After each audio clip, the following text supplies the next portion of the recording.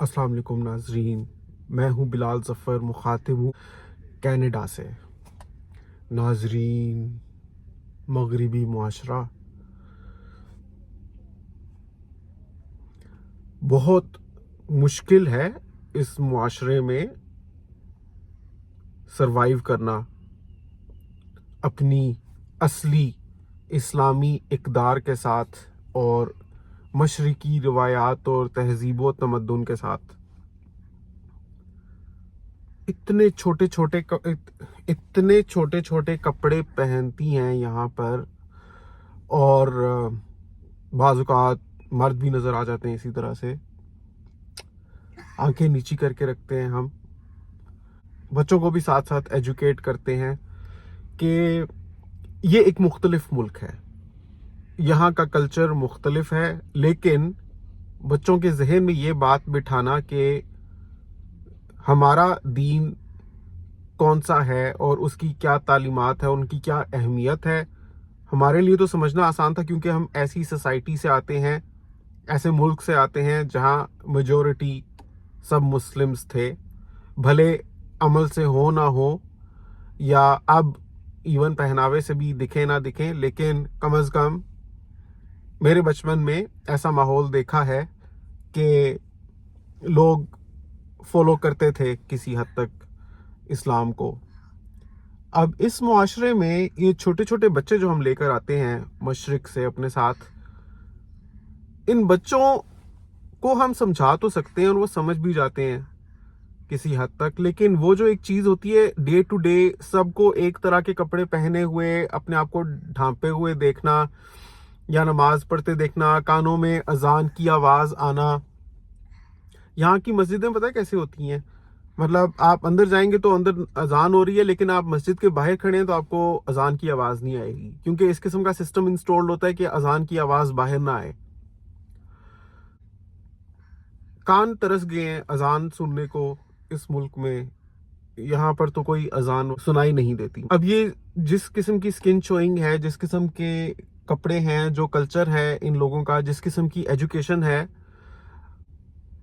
بچوں کو ہم گھر میں کچھ سکھاتے ہیں وہ 180 ڈگری اپوزٹ ہوتا ہے اس سے جو وہ باہر سیکھتے ہیں یا باہر دیکھتے ہیں۔ اور آپ یہ بھی نہیں کر سکتے، دس از ناٹ پریکٹیکل، کہ آپ بچوں کو گھر میں محصور کر کے رکھ دیں، ان کی ہوم سکولنگ کریں کینیڈا میں ہوتے ہوئے، یہ سوچ کے کہ ہم ان کو معاشرے کے انفلوئنس سے بچا لیں گے، کیونکہ ورنہ پھر آپ کینیڈا میں ہیں کیوں؟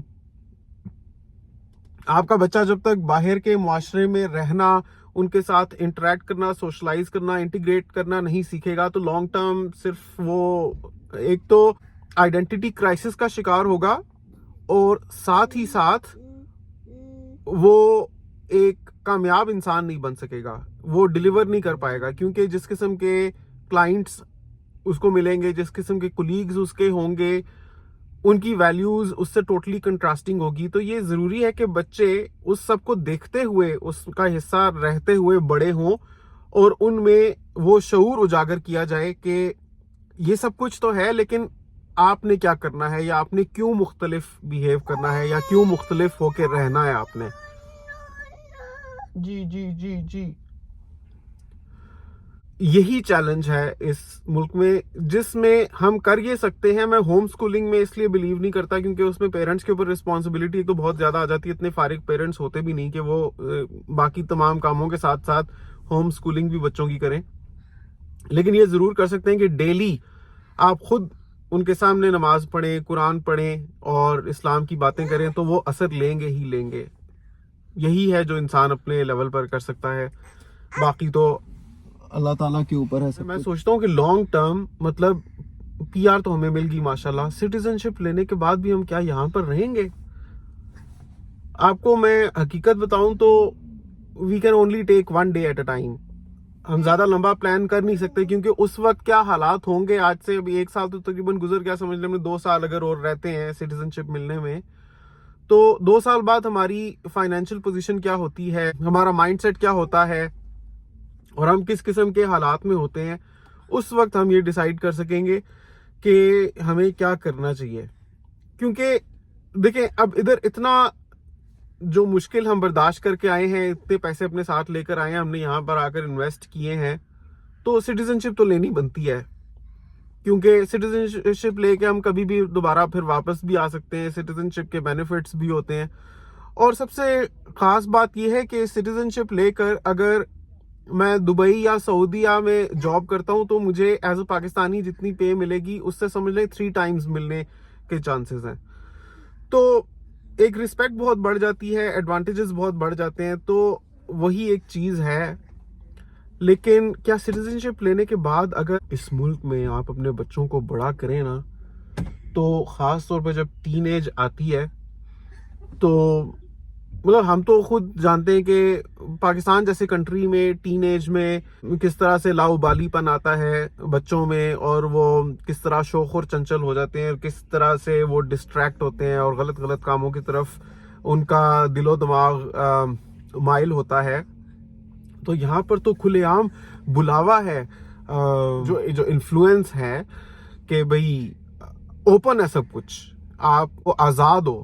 بلکہ یہاں پر تو وہ کلچر ہے کہ بچے خود ہی فرینڈز بناتے ہیں, تو بہت چیلنجنگ ہے مسلمانوں کے لیے. یہ چیز سوچنی چاہیے, بہت سوچا سمجھا فیصلہ کرنا چاہیے آپ کو باہر آتے ہوئے. اگر آپ سیٹ ہیں اپنے ملک میں تو 2 دفعہ سوچیں آنے سے پہلے, کیونکہ یہاں پر جب آپ آتے ہیں تو آپ کو بہت بڑا کلچر شوق ملتا ہے.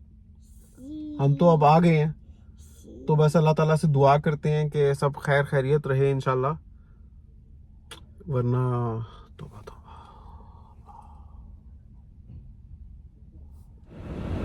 شراب پیتے ہیں لوگ, سور کھاتے ہیں.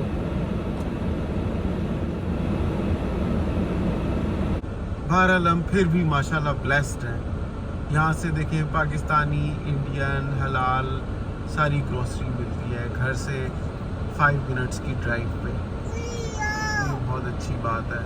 اگر آپ جوس پینا چاہیں, آم کا جوس, سنترے کا جوس, اسٹرابری ملک شیک, کیلے کا ملک شیک, بنانا ملک شیک سارے, اور ساتھ میں دیکھیں وہ پان بھی ہے, پان بھی ملتا ہے یہاں سے. ادھر سے ہی آپ ربڑی فالودہ بھی کھا سکتے ہیں, ادھر سے آپ سموسہ چاٹ پاپڑی بھی کھا سکتے ہیں, ادھر سے آپ حلال میرینیٹڈ گوشت لے سکتے ہیں جس کے آپ گھر جا کے تکے بنائیں, آپ گھر جا کے گولا کباب بنائیں, گھر جا کے آپ سیخ کباب بنائیں, گھر جا کے آپ چپل کباب بنا کے کھائیں, جیسے دل کرتا ہے. آپ یس, آپ کو ہر چیز ماشاءاللہ مل جاتی ہے. وہ ادھر KFC, ادھر ہم نہیں اب جاتے, وہ جو ہے نا KFC ہم نہیں جاتے, میکڈونلڈ ہم نہیں جاتے, ایسی جگہوں پہ ہم نہیں جاتے.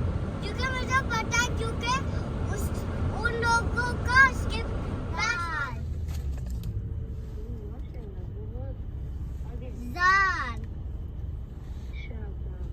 بس ہمارے لیے بھی آپ لوگ دعا کریں, اپنے دین کی رسی کو مضبوطی سے تھامے رکھیں. اسی میں آپ کی بھلائی ہے, اسی میں ہم سب کی بھلائی ہے. امید کرتا ہوں آپ کو آج کی ویڈیو پسند آئی ہوگی.